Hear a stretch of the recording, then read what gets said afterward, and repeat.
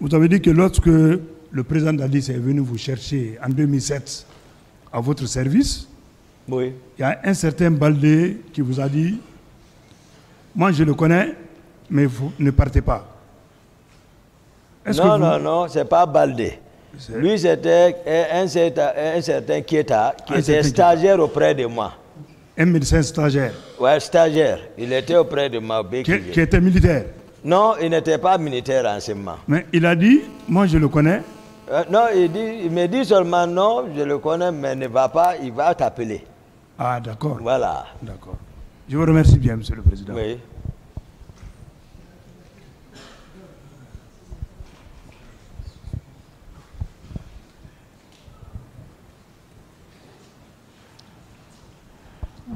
Je vous remercie, Monsieur le Président, de me donner la parole pour participer à ce débat avec le commandant Toumba Diakité.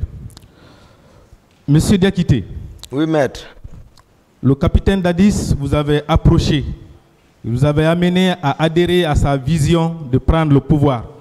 Vous êtes allé jusqu'à jurer ensemble sur les fétiches en faisant un pacte. Est-ce qu'en contrepartie, il avait pris les engagements à votre égard dont il n'a pas respecté après avoir pris le pouvoir? Ouais, en plus, les fétiches sur le Coran, voilà. Non, c'est la question. Est-ce qu'il avait pris les engagements? Est-ce qu'il avait pris les engagements? Chacun, avant de manger, il parle. Avant de prendre d'abord devant Foromo, l'intéressé parle. Si jamais je trahis ce qui a été dit, se retourne contre moi. Il ne vous avait pas fait de promesses? Non, il n'y a pas de promesse. C'est tout ce qu'on s'est dit là-bas. Ok. Mon commandant, je veux savoir, le grade de sous-lieutenant que vous avez attribué à M. Marcel Guilabogui, oui. Comment l'avez-vous obtenu? Pardon? Comment vous avez obtenu ce grade? Ça, c'était une promesse. Je vous ai dit, il a bénéficié d'une bourse pour les cours d'officier. C'est moi et Dadis qui l'ont dissuadé. Je vous ai dit ça depuis, jusqu'au départ de ses amis, il était là à pleurer, on dit non, reste, laisse tomber, ça viendra. Donc ses amis sont partis faire la formation, ils ont été gradés sous-lieutenant, et lui aussi il a travaillé ici, on l'a gradé sous-lieutenant. Mon commandant, ma question ce n'est pas de savoir pourquoi vous l'avez fait, mais comment vous avez eu ce grade? Comment j'ai eu ce grade? Comment vous avez eu ce grade pour l'attribuer à M. Marcel? C'est ce que je veux savoir. Mais c'est ça. On a honoré notre engagement. Voilà. Non, je lui ai demandé, ma question c'est de savoir comment il a obtenu ce grade. Je vous ai dit, je suis venu avec le président, j'ai expliqué quelle a été la réaction du président. Le grade matériel, le grade matériel. Monsieur le Président, effectivement, les galons là, comment vous les avez obtenus? Ces galons, comment vous les avez obtenus pour les attribuer? Les galons, il y a des ateliers de couture. Ah ouais, c'est comme ça. Il y a des ateliers de couture au camp. On confectionne même les tenues militaires au camp. On confectionne les tenues militaires au camp. Il y a les chaussures militaires, les grades, tout. Même au marché, il y a des tailleurs qui sont spécialisés dans ça. Donc vous êtes allé coudre ça dans un atelier? Non, moi j'ai demandé seulement, on m'a envoyé, je ne cherche pas. Je n'ai pas cherché, mais j'ai demandé. C'est pour vous dire, ce n'est pas aussi compliqué que ça. Okay. Mon commandant, oui. Le président Dadis s'était autoproclamé comme étant le commandant du régiment commando. Oui. Il a nommé le général Sekouba comme étant son adjoint. Oui. Mais les deux, l'un avait les charges du président, l'autre celle des ministres de la Défense. Donc logiquement, il fallait avoir un troisième responsable plus libre pour pouvoir s'occuper de la gestion de ce régiment. Qui était ce troisième responsable? Ils n'ont pas nommé. C'est ça. C'est des actes officiels, ça. Ouais, c'est comme ça, un acte officiel. C'était pas vous? C'était pas vous? Dans les faits, c'était pas vous? Non. Je ne peux pas accumuler ça. Pourquoi je le dis? Ceux qui ont été démis là, enlevés, étaient là-bas comme voilà, officiellement. Et je vous dis, un lieutenant ne peut pas rassembler les colonels. Un lieutenant ne peut pas s'arrêter devant les colonels pour dire qu'il va donner des ordres, ce n'est pas possible. Okay. Mon commandant, je voudrais savoir, est-ce qu'il y a une différence entre les fonctions d'aide de camp et celles des commandants de la garde présidentielle? Est-ce qu'il y avait une différence entre les deux fonctions? Oui, oui. Vous cumuliez les deux? Non, non, non. Donc vous étiez l'aide de camp, mais vous n'étiez pas le commandant de la garde présidentielle? Oui, le décret présidentiel me nomme aide de camp. Qui était alors le commandant de la garde présidentielle? Il n'y a pas l'affaire dans notre cas, il n'y a pas garde présidentielle. J'ai expliqué, j'ai dit c'est regroupé par le régiment vu le nombre pléthorique de militaires qui s'y trouvaient au sein de la présidence. C'est le régiment, j'ai détaillé tout ça. Défini ce que c'est qu'un régiment, pourquoi on a appelé régiment. J'ai expliqué ça. Ce n'est pas garde présidentielle. Mon commandant, lorsque, selon vos déclarations, vous êtes allé à Dubrika avec le président Dadis, chez M. Gono Sangaré, où vous avez trouvé les hommes armés de machettes qui sont sortis avec le président pour revenir à 5 h du matin. Après le retour à la présidence, vous qui étiez proche du président, est-ce que vous lui avez posé la question de savoir quel est le projet dont il avait avec ces hommes? Et c'est moi qui le commande. Est-ce que vous connaissez une transition? C'est pas ça. Tu le demandes, l'autre en train de consolider son pouvoir. En ce moment, il va dire tout de suite, le gars là, voilà. Voilà, tu restes derrière lui, tu le regardes. S'il réussit, à voir. Mais si ça se gâte, tant pis pour lui. Sauf que pour son cas, il a échoué dans son plan. Donc il doit assumer les conséquences. Mon commandant, vous avez déclaré qu'au moment de la mise en œuvre du recrutement du camp Kalea, vous étiez déjà à l'écart. Vous n'avez pas été consulté. Mais pourtant, à cette barre, vous avez donné les détails les plus profonds sur les personnes concernées et même les personnes non concernées. Comment avez-vous toutes ces informations les plus détaillées? Non, ils ne sont pas cachés. Vous n'étiez pas associé. Comment vous avez eu tous ces détails? Ils ne sont même pas cachés. Et leur réaction, c'est devant tout le monde. Ils ne sont pas cachés. Ils ont le pouvoir à la présence. Ils viennent, ils rentrent au vu et au su de tout le monde. Ils s'adressent à personne. Ils font le rassemblement César avec les hommes. Les hommes là. C'est-à-dire que ce n'est pas caché. Je ne sais pas, voilà. Ce n'est pas caché. C'est pas caché. Gono Sangaré même recrute ici, même c'est lui là-bas. Oui, mais même. Mon commandant, un projet auquel vous n'êtes pas associé, vous êtes tout simplement au camp ensemble, vous n'êtes pas associé, vous ne faites pas partie. Est-ce que vous pouvez avoir tous les détails? Pourquoi pas? Sans être associé. Il ne faut pas être dans un milieu sans connaître le milieu quand même. On peut ne pas t'associer. Il y en a qui sont mieux informés que moi, mais qui ne sont associés de rien. Ils sont assis là-bas, ils regardent.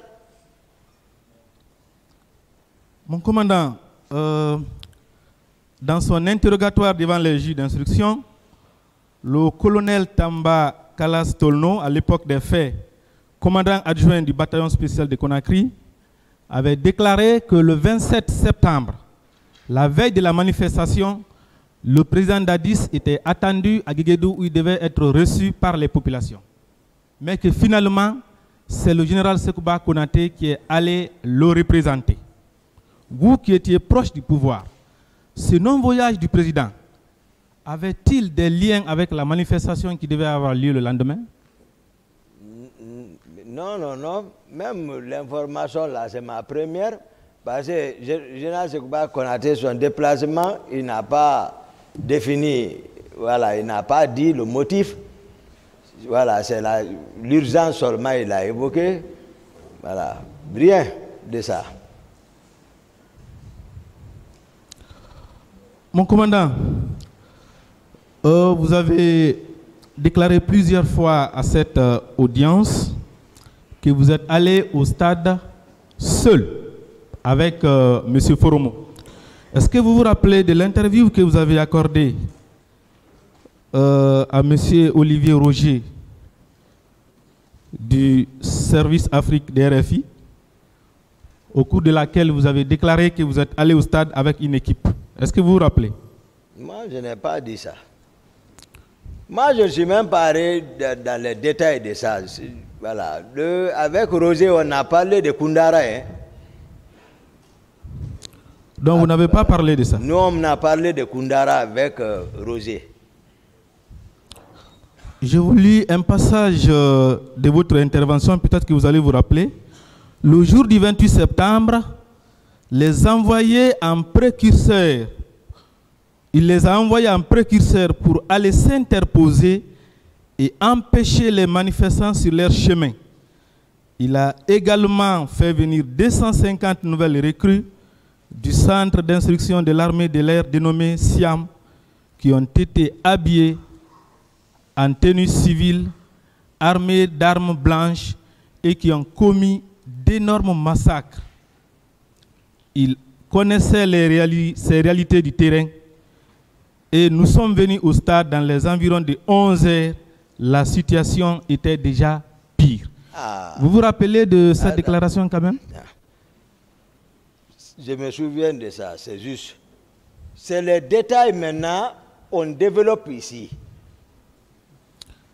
Alors, on est en train de développer ça maintenant ici parce que ça c'est juste, la radio c'est voilà, un temps. Mais voici arrêté maintenant, donner les... C'est vrai? Je me souviens. Vous vous souvenez? Oui, c'est Alors, vrai. comment vous avez compris qu'il y a eu 250 venus de cette école? Tout ça là, j'explique. Non, expliquez qu'on comprenne. Vous n'étiez pas associé. Mais comment vous avez eu toutes ces informations? Toute la situation, à ma connaissance, je vous ai dit, vers les 25, ça c'est connu de tout le monde. Il y a un groupe qui est venu à la présence. Ils ont fait venir un groupe à la présence, ils les ont logés là-bas. On a parlé ça. Je suis venu les trouver pour les chasser. Ils ont dit que c'est le président qui les a ordonné de les envoyer. Et ils sont là-bas. J'ai parlé également des pratiquants qui étaient logés. Tout ce que je vous dis, c'est réel. Les pratiquants qui étaient logés civils, là-bas également à la présidence, avec promesse, ils seront recrutés dans l'armée. Aussi, ils étaient logés là-bas. Je suis parti découvrir encore ce Gono. D'autres personnes. Je vous ai expliqué ça là ici. Après, tous les proches étaient équipés de pick-up. Maintenant, rendez-vous chez Makambo. Et voici les nouvelles personnes encore là-bas. J'ai expliqué.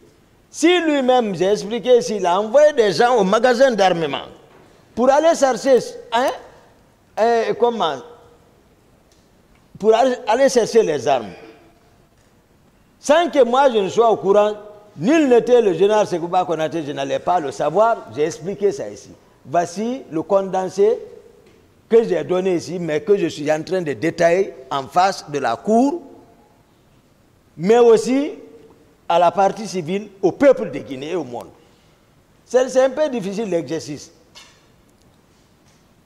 Mon commandant, on veut forcer ma participation. J'ai compris, mon commandant. Sur cette question de M. Roger, est-ce que vous souhaitez, M. Toumba Diakité, que le général Sekouba Konaté trouve une solution à votre cas personnel? Vous avez répondu comme suit. Bien sûr, je suis ouvert à tout. Je demande au général Sekouba de me gracier par rapport aux événements du 28 septembre.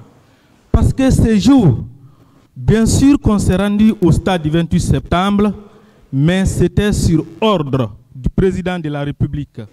Et eux-mêmes, ils le savent.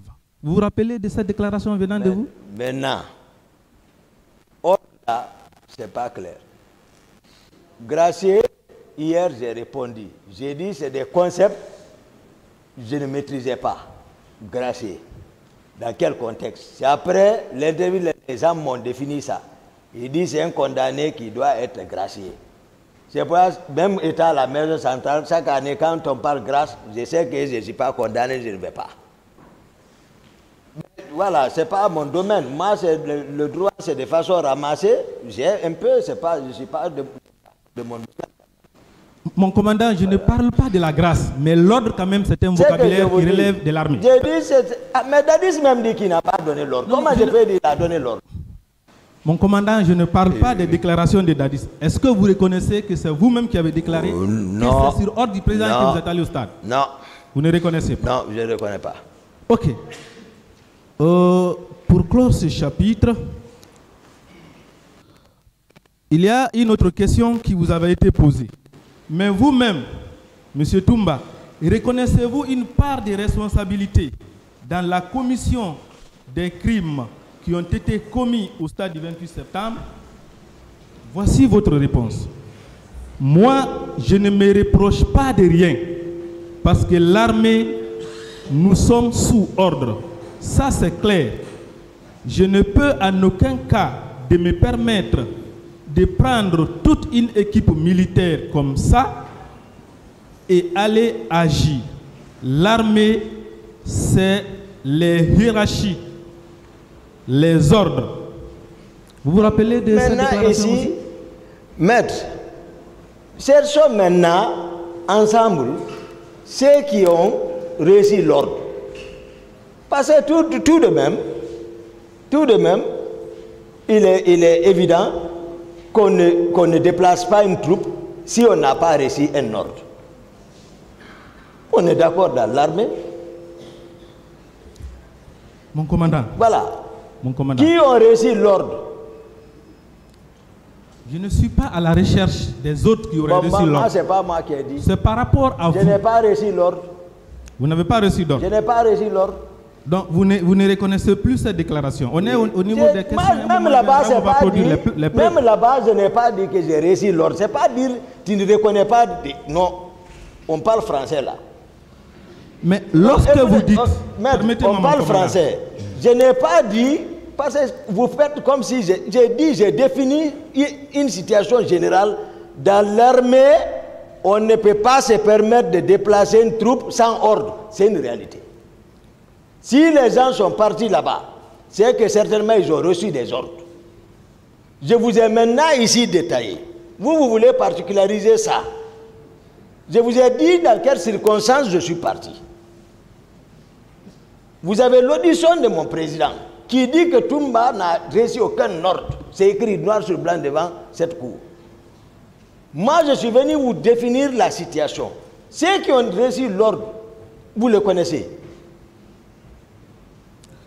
Mon commandant, voilà. Quelle que soit la déclaration de votre président, nous continuerons à rechercher la vérité. Je reviens sur cet élément-là. Je suis là pour ça. Lorsque vous dites que vous ne pouvez en aucun cas vous permettre de prendre une équipe militaire et aller agir comme ça, oui. C'est vous qui parlez, oui, aller agir comme ça sans avoir reçu de l'ordre. Oui. Ça veut dire quoi? C'est que je n'ai pas reçu l'ordre, je ne suis pas parti avec un militaire. Les hommes, c'est les hommes de salon. Ça a sa manière de parler là, voilà la langue. Hein. Mon commandant. Mais je n'ai pas reçu l'ordre. C'est pour cela, moi, je suis arrêté à la barre ici pour dire que moi, Toumba, voici comment je suis sorti. Voici comment je suis parti. Mon commandant, voilà. Une dernière question sur ce chapitre-là. Lorsque vous dites que vous êtes allé, lorsque vous dites je suis allé sur l'ordre du président, et vous dites, vous précisez, je ne peux me permettre en aucun cas de prendre une équipe militaire et aller agir comme ça, sans avoir reçu de l'ordre. Est-ce que cela ne veut pas dire que vous reconnaissez avoir reçu un ordre? C'est Toumba qui a arrêté devant toi. Toumba dit, c'est pas comme ça, il a expliqué. Moi, Toumba, c'est pas ça. J'ai expliqué de long à large. Il n'y a pas de problème. Au moment venu, nous allons produire l'élément. C'est compris, mon commandant. Je vais continuer. Voilà. Merci à... Monsieur le Président, avec votre permission, mon colonel. C'est en septembre 2022. C'est moi-même qui suis personnellement allé déposer la lettre au parquet de Dixine. Merci. Mon colonel, je voudrais savoir, est-ce que vous avez été informé de la réunion tenue le 27 septembre 2009, veille de la manifestation à l'état-major général des armées. Est-ce que vous avez été informé de cette réunion? Non. Vous n'avez pas été informé. Mais est-ce que, au moins, vous avez été informé des dispositions qui ont été prises au cours de cette réunion pour la gestion de la manifestation? Est-ce que vous avez été informé de ça au moins? S'il y a une réunion, j'ai dit non. S'il y a une réunion, je n'étais pas. Maintenant, je veux savoir les dispositions prises au moins. Est-ce qu'on vous a informé de ces dispositions? Pas du tout. Alors, je vais vous faire lecture de ces dispositions selon les déclarations du général Baldé. Pour l'exécution de notre mission, d'ailleurs, je précise que lui, il reconnaît qu'il y a eu effectivement une réunion le 27. Il dit, à la date du 27 septembre 2009, j'ai été convié à une réunion à l'état-major général des armées. Au cours de cette rencontre, il a été question de prendre des instructions sur les dispositions concernant des informations qui étaient à notre possession et le dispositif sécuritaire à mettre en place. Il a été retenu que s'il y avait marche, seule la gendarmerie et la police nationale devaient assurer le maintien d'ordre. Les autres corps devaient être casernés. Et il donne le dispositif pris. Pour l'exécution de notre mission, nous avions mis en place un dispositif statique comprenant les 3 escadrons départementaux de 150 hommes chacun et un dispositif mobile comprenant les 6 escadrons de la gendarmerie mobile d'un effectif de 120 hommes chacun. Donc vous dites que ces dispositions n'ont pas été portées à votre connaissance. Pas de tout, moi. Alors, pour l'exécution de ces dispositions, est-ce que vous avez été associé? Il a été clair. Il a dit pour le maintien d'ordre. Et le maintien d'ordre relevait effectivement de lui. Donc il n'a pas parlé de mon service. Et mon service, encore, c'était un service. Vous connaissez le corps chez nous, il y a une différence de corps. Mon colonel, il dit que c'est la gendarmerie et la police qui devaient assurer le maintien d'ordre. Et c'est ce qu'ils ont fait. Aviez, permettez-moi, je n'ai pas terminé. Vous aviez les gendarmes à votre disposition. Ma question, c'est de savoir, est-ce que vous avez été associé à l'exécution de ces dispositifs, vous? Je dis non. Les gendarmes et policiers qui étaient chez moi étaient en détachement pour une période donnée et pour une mission donnée. Donc, pratiquement, ce que vous dites là, Badé, pratiquement, il n'a pas parlé de moi. Parce que moi, je n'étais pas un corps en ce moment. 200 personnes, effectif global, ne peut pas constituer un corps. Donc, vraiment, pratiquement, je n'étais pas informé. C'est toi qui me l'apprends ici. Et je n'ai pas y participé non plus. Un rassemblement avait été prévu au stade, ainsi qu'une manifestation. Un dispositif a été prévu pour la sécurisation. Vous n'êtes pas associé. Alors, qu'est-ce que vous êtes allé faire au stade? Vous qui n'êtes pas associé à ça. Pourquoi vous êtes allé au stade alors? Vous pouvez le prendre? Pourquoi vous êtes allé au stade dans la mesure où vous n'avez pas été associé à l'exécution du dispositif mis en place? Pourquoi vous êtes allé? C'est dans l'exercice de ma mission traditionnelle, je l'ai tantôt dit. Et généralement, ce n'est pas la première fois que moi je trouve des bouquets, je sais où, et que je viens vers les gens, les sensibiliser, et que généralement, à 95% ou 80% des cas, que les gens me comprennent et que les choses, je trouve vraiment indolublement heureux. Donc, Badé était clair. Ok. Mon colonel, est-ce que vous avez dirigé une mission de patrouille le 28 septembre? Dirigé, je précise. Est-ce que vous avez dirigé une mission? Je l'ai tantôt répondu. Avant, après et pendant, oui. L'ordre est donné toujours pour la patrouille nocturne et d'huile, quel que soit le temps, qu'il est calme ou pas. Alors, dans cette équipe que vous avez dirigée, je veux savoir que faisaient les policiers en civil et les gendarmes fraîchement sortis de l'école de la gendarmerie de Sonfonia. Qu'est-ce qu'ils faisaient dans cette équipe? Je n'ai pas compris. Que faisaient les policiers en civil et les gendarmes sortis de l'école de la gendarmerie de Sonfonia? Je ne sais pas ce que tu veux dire, mais pratiquement, je ne sais pas de quoi il s'agit, parce que police scientifique ne relève pas de moi. Tianam fraîchement sorti de son Symphonia ne relève pas de moi, donc cette question n'a pratiquement pas de réponse à mon niveau. Dans l'équipe que vous avez dirigée, il ne faisait pas partie, mon colonel?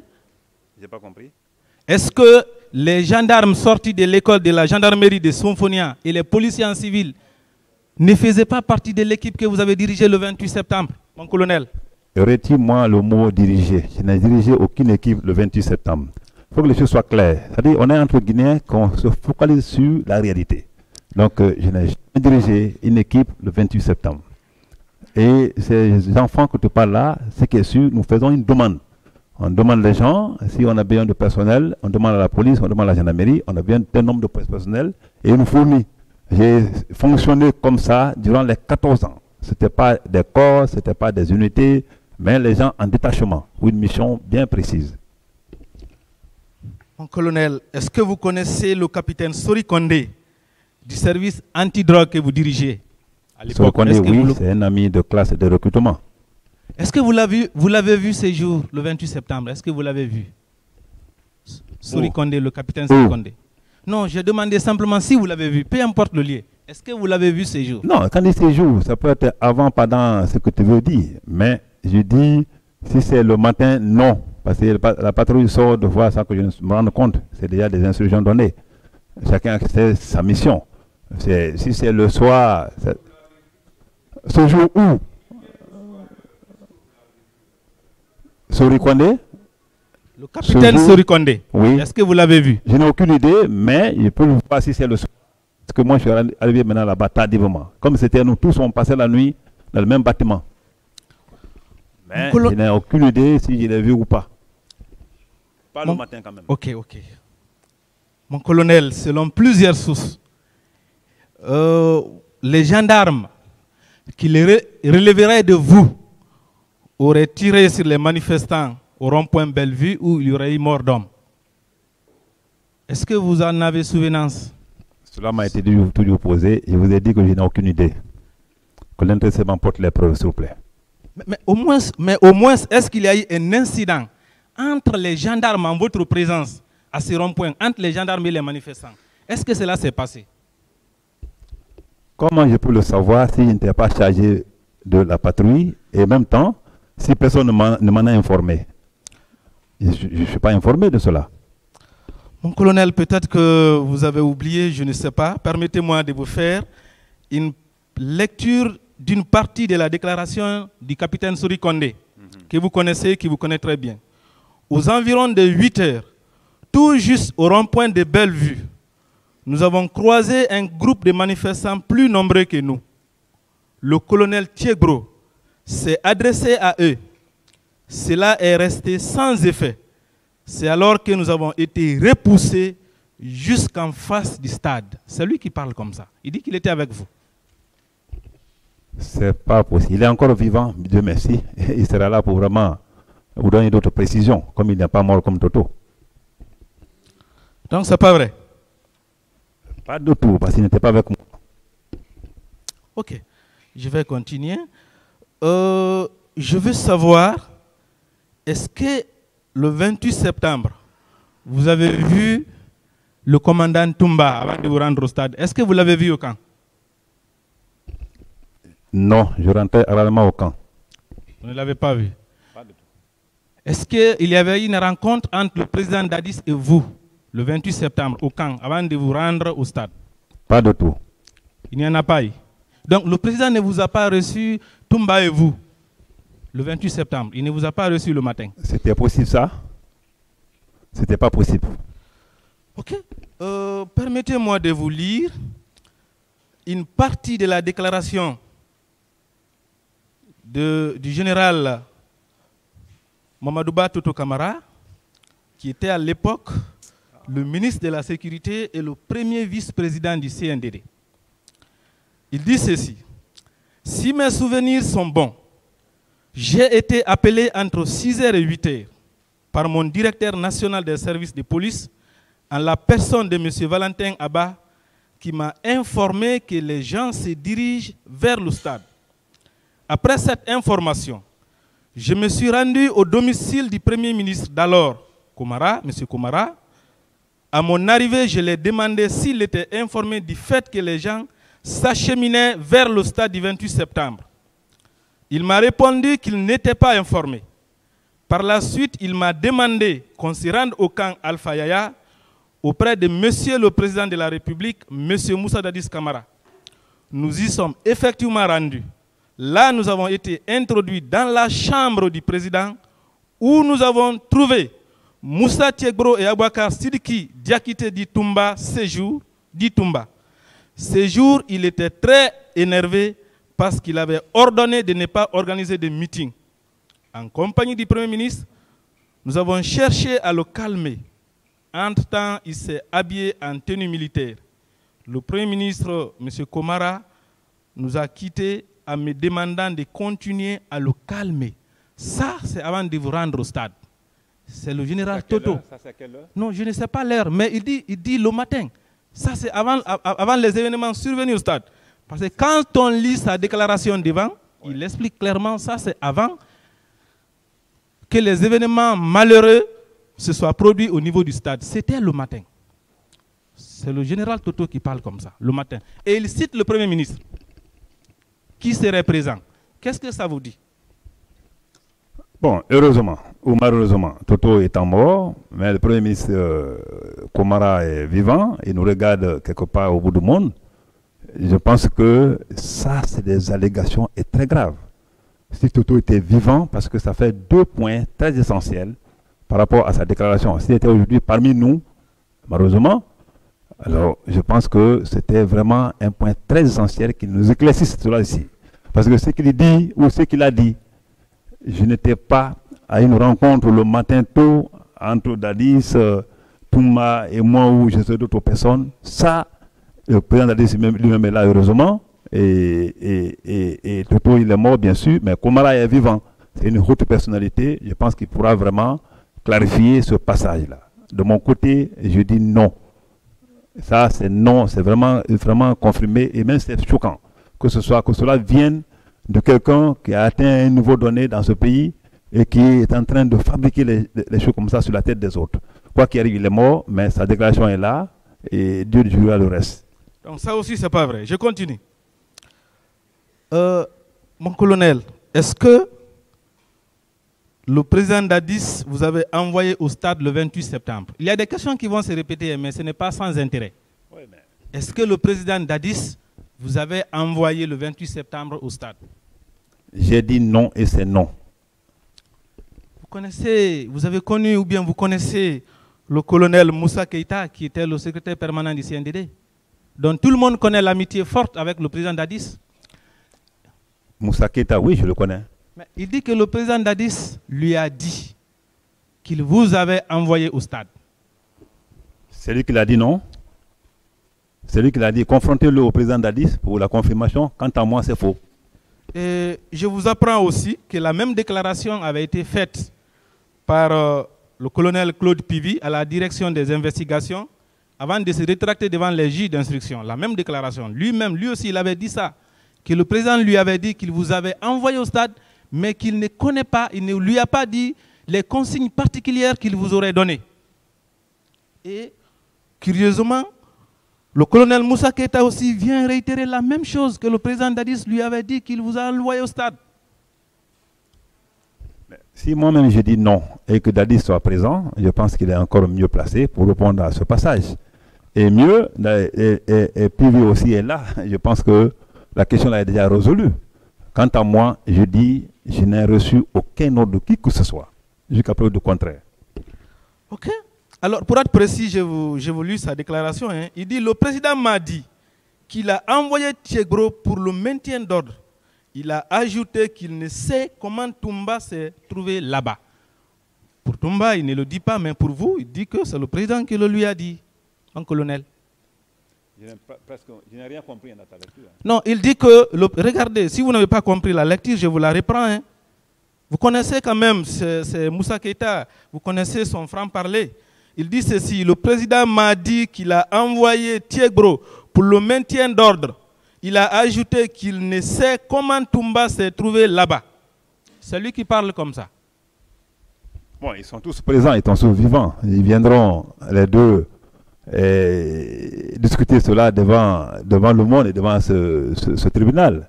Alors, arrêtez ce qu'ils ont dit. Quant à moi, je dis que je n'ai reçu d'ordre de qui que ce soit pour être où j'ai été. Mon colonel, les gendarmes ont-ils utilisé le gaz lacrymogène en face du stade pour vous libérer de la foule? Je t'ai dit le seul gaz, parce que quand je suis arrivé au stade, je vous ai dit, entre les éléments de maintien d'ordre et la foule, il n'y avait pas d'accrochage. Il n'y avait pas d'accrochage. Et quand je suis descendu, après je restais à parler avec des gens dans l'ambiance. C'est ainsi que quelqu'un a lancé un gaz derrière. Qui a lancé, je le dis même dans ma déposition, je ne le sais pas. J'ai même dit que c'est un cafouillé. Donc ce qui a fait, moi-même j'en ai pris le gaz, ce qui a fait, quelqu'un m'a dit, la société là, va maintenant de l'autre côté, les gens ils sont là. Ils sont là, les leaders sont là. J'ai décroché pour aller vers les leaders. Je l'ai dit et je l'ai répété et je continue à le dire. Mon colonel, est-ce que vous connaissez le commissaire divisionnaire de police, M. Valentin Abba? Est-ce que vous le connaissez? Je le connais bien sûr. Et le colonel, à l'époque, je crois maintenant, il est général, Ansouman Kamara, vous le connaissez aussi? Ansouman Kamara, oui. Alors, ajouter, c'est un autre Ansouman. Vous dites Ansouman Kamara, oui, que vous connaissez certainement. Je crois qu'il est maintenant général.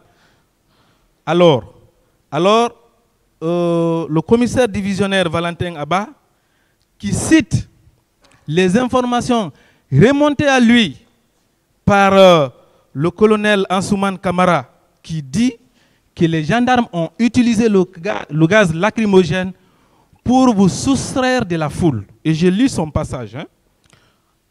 Moins de 5 minutes après ces instructions, la situation a dégénéré et nos hommes ont fait usage de gaz lacrymogène pour protéger et extraire de là le ministre Tchegro.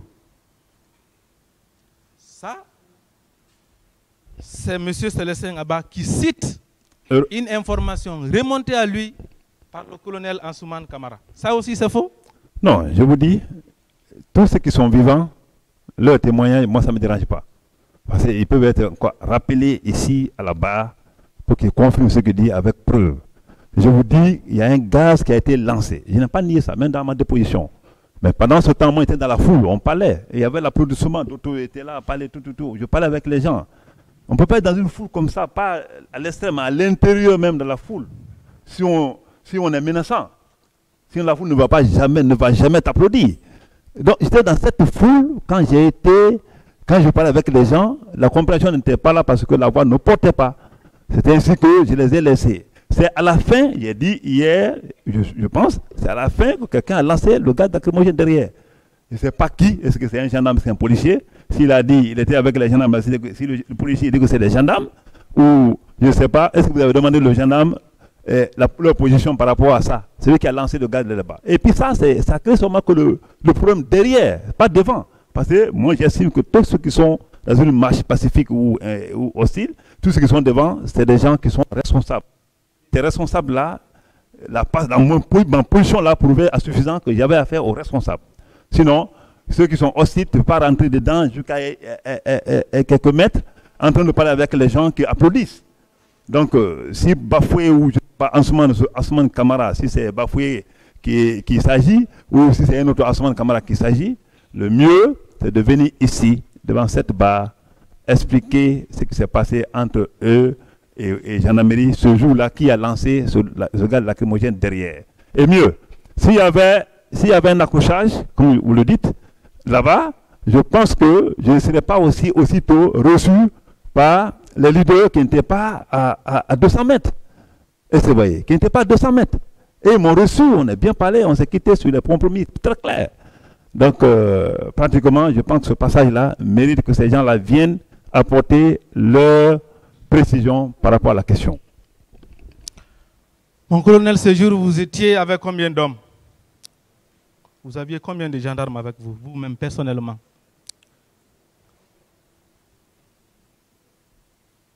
Mon colonel, c'est la question.